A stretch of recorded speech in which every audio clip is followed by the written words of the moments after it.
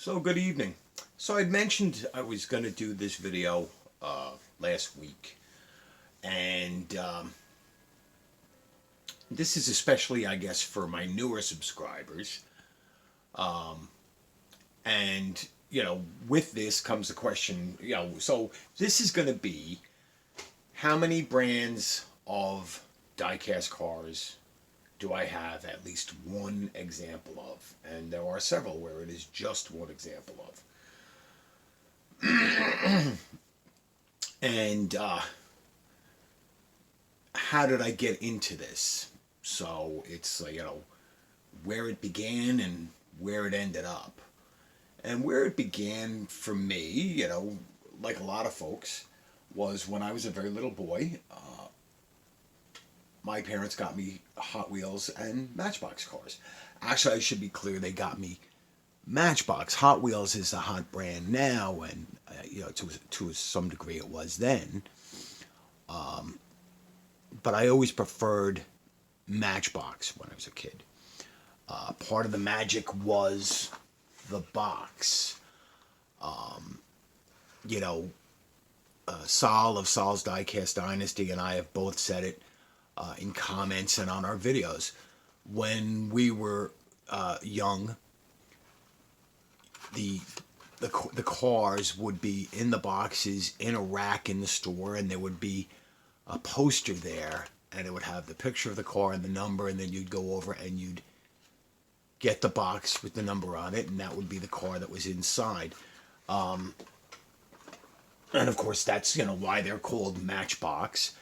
And Hot Wheels, as far as I know, always came on a blister. And Hot Wheels originally were very fantastical, even the quote unquote realistic cars. And one of their most popular and oldest castings is, of course, the '67 Camaro. This being just the latest. The original one had an opening hood, as did most of them, and they had the Red Line series and so forth. And of course, we've all heard of Spectraflame paint jobs. So Hot Wheels and Matchbox is where it started as a child. And like many people, I played with my Matchboxes and Hot Wheels and Corgis when I was very young. And then I stepped away from them. I don't have any of my childhood toys, unless you count my twin brother. Him and I joke about that all the time. So as an adult, I started to buy cars that I felt nostalgic for, and so I bought some Hot Wheels and some Matchbox and some Johnny Lightning, and that was well over 20 years ago. And so I basically concentrated on three brands, although I did have a few from others. So to bring this a little closer up to speed, last year around this time, I only knew of the existence of maybe 8 to 10 brands of diecast. Today, I own, and now I'm strictly talking 1/64th or 3-inch scale, not 1/43rd, none of the larger scales, because I do have other brands in those scales. But I'm primarily a 1/64 collector. If I have 1/43rd, which I do, and other up to 1/18 scale, that's more of a happy coincidence. That is not the focus of my collection. And last year at this time, I think I had somewhere in the neighborhood of 200 cars. And now I have about 575 cars, ranging from the very basic Matchbox and Hot Wheels to some premium brands. So these three are the best of, or not the best of, some of the best of the first three brands I collect. So this recent addition is this Lotus Europa. Let me see if I can find the box for this. So this is the Matchbox Lesney edition, a premium Matchbox of a car that was available when I was a little kid, and I had as a little kid. So this is the Lotus Europa, and this beautiful paint job and better details than your basic Matchbox. No opening features on this one. I do have opening features on some, but I chose this to represent Matchbox because everybody has a favorite that changes every week. So that's Matchbox. This Hot Wheels 1970 Ford Mustang Boss 429, which I have had for about 20 years, is a premium Hot Wheels that they no longer make, the Hot Wheels 100%. And I have modern premium Hot Wheels that I like, and I'm waiting on my RLC Boss Mustang, but I will bet $100 that that's not as good as this, and that no premium Hot Wheels out today are as good as these cars they made 20 years ago. And that's a crying shame. So, Matchbox Hot Wheels, another brand from my youth, and a car that I've had for a long time, not extremely long time, but so this is Johnny Lightning, and this is a 1990 Ford Mustang GT. And Johnny Lightning, the oldest brand out of these three, of course, is Matchbox, which started in the 50s. I'm sorry, Matchbox. Hot Wheels started in 68, and Johnny Lightning not long after. And Matchbox and Hot Wheels have been in continuous production since their start, but Johnny Lightning was not. They were actually off the market for a few years. So those were the core of my collection. And before I started doing these videos, I found some other brands I was either aware of or I owned. What I thought was an obscure brand, and to some people really can be, but a car that I've owned in diecast for quite a long time is this Motormax. Now, Motormax starts out at very basic levels, as most brands do, Hot Wheels and Matchbox, but then comes up to these premium brands. So this is an American Graffiti 1978 Ford Thunderbird. And there have been several commenters recently, oh wow, I gotta get that. I've had this one for 15 years. I see them on eBay for like a minimum of $30. I paid $5 for this in the store, KB stores or Toys R Us 15 years ago. So Motormax was part of my collection before I started collecting again last year. And my motivation to start collecting last year was anxiety and depression related to the plague. And just a sense of my own mortality. All of my cars were on card. And I started shucking them like peanuts, shelling them like peanuts, ripping them off the card. And I don't regret it. And I keep very few cars on the card these days. But another brand that I found the premiums of before I found the basics is Maisto.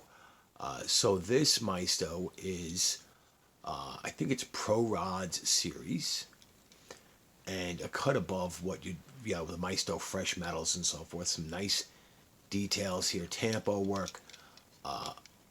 It's got a plastic base, metal body, and it's got screwed base, but they're rubber-ish tires, and it's got some nice inserted headlights. And this Revell Bullet Mustang with the opening hood and nice details. Very nice. So when I started collecting, I had 6 brands. And then started watching videos like Champion DJK and Diecastrum, and then I found the diecast community through Gary of Gary's Diecast Collection out in California. And then I started watching his videos, and from him I found Sol's Diecast Dynasty, and then I found twice David Johns, and then I found Chasing Diecast Cars and Diecast Dude, and all of you. And that's just been a fantastic experience. So then I learned about brands like Autoworld, and this Chevy truck was the second Autoworld I ever bought. So I have that. Racing Champions Mint. This beautiful El Camino. So what are we up to? 8 brands. And then I found Greenlight. Now, I didn't get the first Greenlight. I decided to show probably the best Greenlight that I've seen, and I think other people may agree with me. The level of detail on this 1990, is this the 1994? 1994 Ford Escort RS Cosworth in this beautiful eggplant paint job, or magenta. The details on this are very well done. The printing on the wheels, the printing, the tampo work on the side, the lensed headlights, which is not always a Greenlight feature. The hood on this opens. Hold on.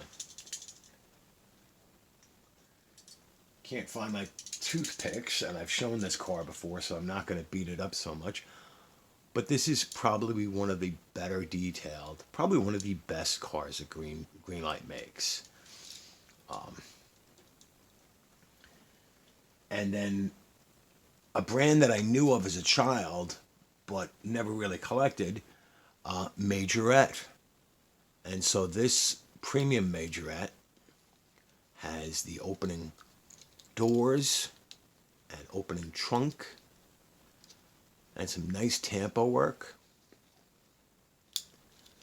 And again, it's metal body, plastic base, with rubberish rubber, we'll call them rubber tires, and inserted headlights, lensed. So that was real neat.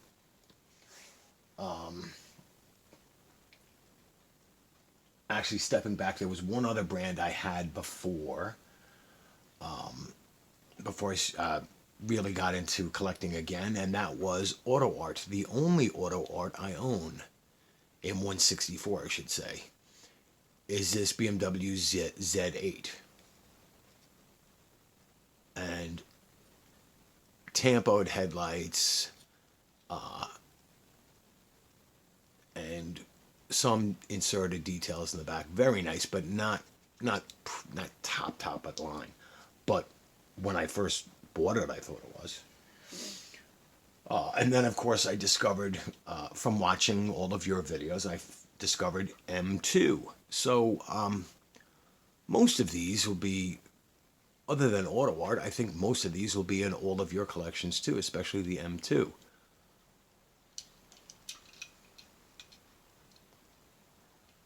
So how far am I up here? 12?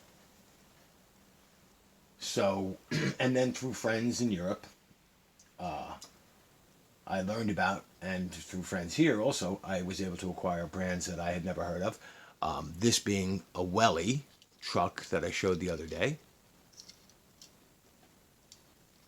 which in 164 are not readily available in the United States. They are available in a 1/43rd scale in drugstores, in big bins.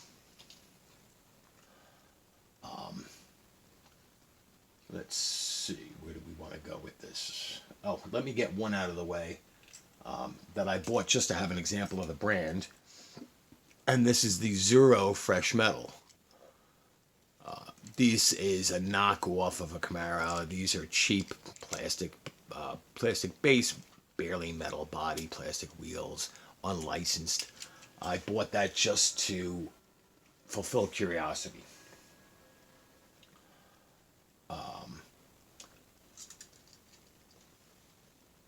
I had already shown the Revell, and so here is a Lionel, one of the NASCAR. This is the Bubba Wallace Black Lives Matter NASCAR Camaro. And I think I only have two Lionel, both stock cars.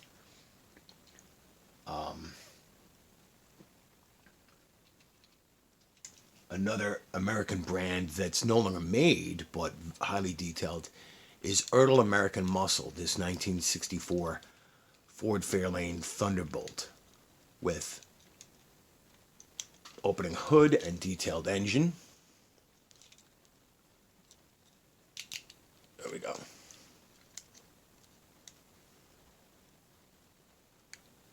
There we go, detailed engine. Lens headlights, separate chrome bumpers, and an opening trunk with a fuel cell. Very detailed. These are great. I know Whale Season Uno 64, he just got his first couple of Earl American Racing models. I only have two, but they are among my favorites. Now, when I found Greenlight, I then also learned about Malibu International, which apparently is also called High Speed. So this is, I have a few of them, three, and I found that Greenlight reissued or bought the molds for certain of their cars because Malibu International doesn't seem to be around anymore. But their castings are in things like the Ford Fusion and Ford Escape. This beautiful European Ford Focus Cabriolet, which was never available in the United States, is a Malibu International.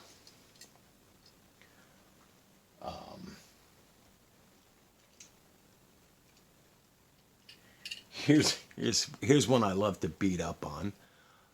Jada. This is Big Time Muscle, and this is supposedly 164, but I believe it's actually 155. And this is another 1970 Boss 429. And just real quick, compare it to the Hot Wheels. It is cartoonishly oversized. And yes, I love to beat up on Jada.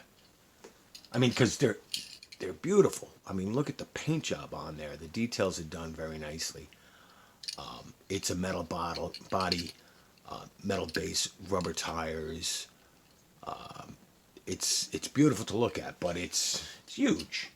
It's way out of scale. Let's see, saving some of the best for last. I am far from complete here. All right, so some other, as I said, so other brands that are more readily available in Europe that are not as accessible here. My good friend Saul from Saul's Diecast Dynasty sent me this beautiful Norev Renault 3.0 Club Sport. It's a spec racer, but look at the details. Lens headlights, nice tampo work, beautiful paint job. So there's a metal body, plastic base, and I'm not sure about the wheels, but nicely done rear lights. So that's very special. That'll never go anywhere because that was a gift from a friend. And I only have two Norevs. So we're going to knock some brands out that I only have one of. Again, in 164, this is not a common model in the United States. Burago. And of course, if I can find a modern Mustang in 164, I'm going to buy it. So I bought this Burago. But there was a sub-name on it. It's Burago Eternal Ray. Ternal. And so this is metal body, plastic chassis, hard plastic tires, but pretty good tampo work. I'm sorry about the focusing problem. I'm still learning this area. Maybe I have to change lighting. No.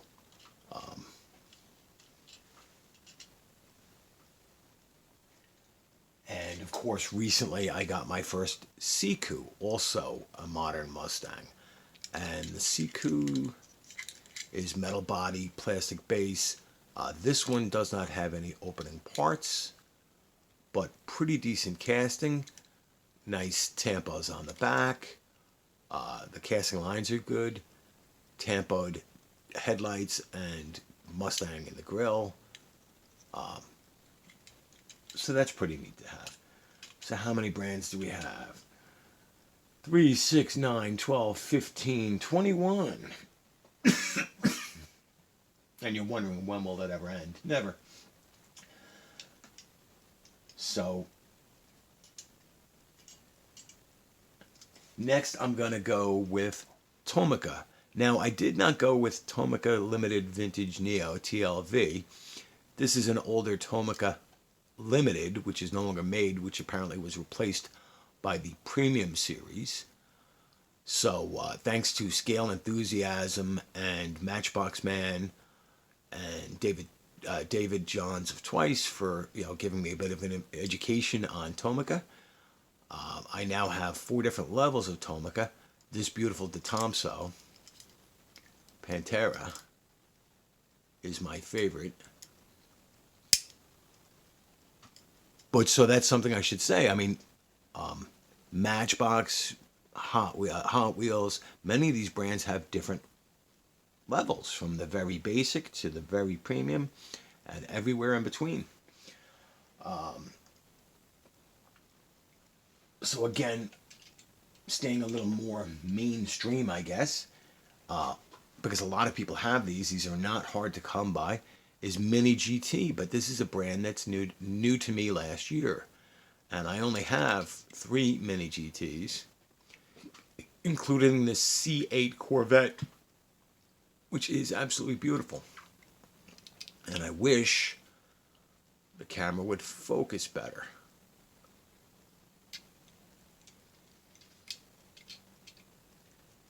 Okay. Here's another one that all of us seem to be learning about and picking up. This is a new addition to my collection. This is my 3rd from this brand. And this is Schuco, and a lot of people have been showing off this exact car because it's the latest release from them. This BMW 2002. And since so many people have reviewed it, there's no really need to review it in detail. But there's Schuco. Alright, so 3, 6, 9, 12, 15, 18, 24. So 24 different brands. And here's one that I only have one example of, is Para 64 with this Mitsubishi 3000 GTO, or a 3000 GT, or just GTO. Well, let's see what it says on the bottom. Does it? Mitsubishi GTO 3000 GT. So this is metal body, plastic base, plastic tires, but very authentic, nicely detailed. Lensed headlights, lensed taillights. I had ordered this in just a solid color, and the company that shipped it said we were out of that, so we sent you this, which is sort of a Puma livery. It's nice. I don't regret getting it, although I say I don't do racing liveries yet. 1, 2, yeah. Here's another brand that I only have one of, but this will not be my last one, is Inno 64 with this Honda Integra Type R. This is beautiful, and what's really neat is that and others have pointed this out recently. I believe that Inno 64, when you buy the model, always sends an extra set of wheels so that you can customize it. I'll find out on the next Inno 64 that I buy. Lensed taillights, lensed headlights, metal body, plastic base, hard rubber or plastic tires, these really authentic rims. The details are really nice on this.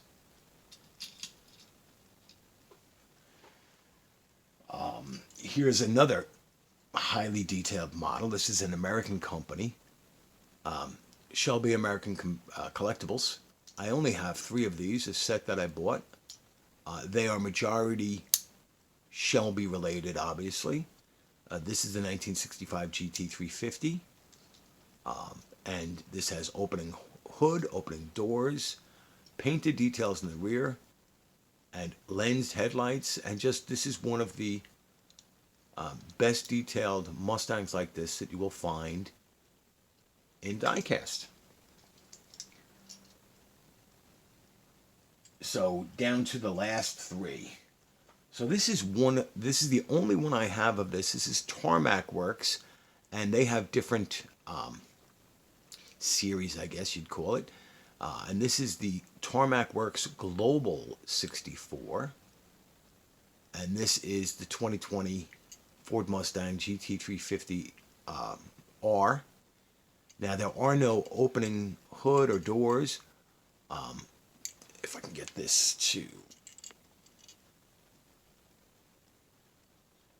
The headlights are only tampoed, but they're done very well. The taillights are inserted. What does that say? Blue 350. The paint job on this is beautiful. It's got side mirrors, and they are rubber, which I should have pointed out on the Mini GT Corvette. They're a soft rubber, so they won't get damaged. So that's excellent. Coming down to the last 2, and my favorite 2 brands in diecast. One, a brand from Australia that it can be pricey to get here in the United States, but I do have 4 from this brand, 2 of these beautiful Falcons from 1970, 1969. This is the Ford Falcon GTHO Phase 3, and the details on this are amazing. Metal body, plastic base, real rider rubber tires. Look at the chassis painting and sculpture here, the engraving. The details are amazing. Lensed headlights. Look at the printing even on the GT on the grill there. The windshield wipers. Look at all the detail on the side. The 2-color lensed taillights, red and amber. That is one of my favorite new brands. And one of my other favorite new brands is Kyosho, the 30th brand. And I have several Kyoshos that I love, but you know me, if I can show a Mustang, I'm going to show a Mustang. So this beautiful 1973 Mustang Mach 1 with lens headlights. Looks like possibly lensed behind plastic there. Taillights. Beautiful tampo work. And of these brands, many of them are true 164. Schuco, Autoworld, Revell, Earl and Mary. Yeah, so you'll notice I do not have a large amount of fantasy castings. I always joke that I only have one favorite fantasy casting, which I usually have. There it is. My carbonator for popping beers on videos. So I have 30 brands in 164. Sorry, did I knock that over a little? But I have other brands. I was going to include Corgi, but this is not 164. I don't actually have any Corgi in 164. So here's a question. Drop down in comments. How many different brands of diecast do you have in your collection? I know from watching Chasing Diecast Cars a few months ago, where he did a much longer video, and he said that there were over 300 brands of diecast that he knew of. I'm aware of more than what I have, and I will eventually get examples of some of these other brands. But how many brands of diecast do you own? Or are you strictly a Hot Wheels guy, or Matchbox person, or Majorette, Siku? What is your is there Tomica? What, two questions. How many different brands do you have? Number one. And number two, what's your favorite brand to collect? So wow, that's 31 minutes. I am sorry for ranting, but I'd been wanting to update this, and of course, as I find more brands and purchase more brands, I will update this in a few months. Thank you for watching and listening. Like, share, subscribe, comment down below, and have a great day.